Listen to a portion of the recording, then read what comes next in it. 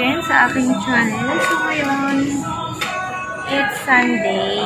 So andito kami ulit sa SM Dasma. Kasi mag-date na naman daw ng aking fiancé. Ayan. So ayun siya. Nakiklaim na siya ng order namin. So dahil low budget kami, dito kami sa Greenwich. Actually hindi na siya low. Pero nandito kami sa Greenwich ngayon. Kakain naman kami ng favorite kong lasagna. Lasagna naman yung kakainin namin.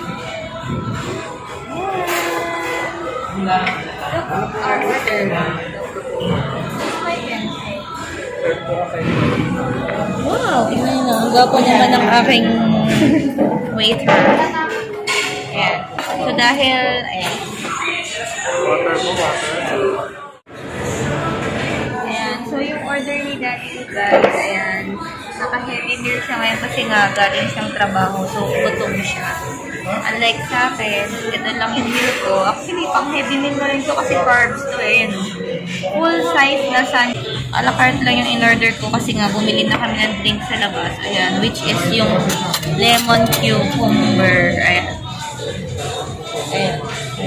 May binubulong si fiancé. Nagtatampo daw siya kasi kumain na daw kami. Galing na kasi ako, nandito na kasi ako kanina, maaga pa dito sa SM. Kasama ko yung kapatid ko. So, kumain na kami sa McDo. Kaya medyo full pa yung tummy ko. Ang usapan sana namin is burger kasi yun nga yung favorite niya. Pero di namin siya napuntahan kasi nga medyo busog na ako. As in, parang busog na talaga. Kaya, ayan, lasagna na lang yung in-order namin. Plus yung chicken. Yung letter E na parang value meal nila na medyo mabili. Medyo mabili. Sarap na mabili. Ayan. So, lumalabas ang aming nagastos ay 278 pesos lamang po. 278 pesos plus this one. Ito, nagkakahalaga to ng 100 pesos lemon cucumber.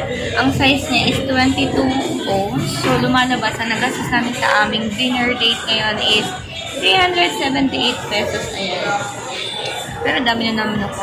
378 pesos. Pero parang ang nilabas na namin ng money is 300 pesos lang. Kasi yung card namin sa Jollibee, yung Happy Plus card namin, may laman pa siyang coins. So, nagamit namin siya. Na-reimburse siya as money. So, ayun. Nagamit namin siyang pandagdag dun sa payment ng aming bill.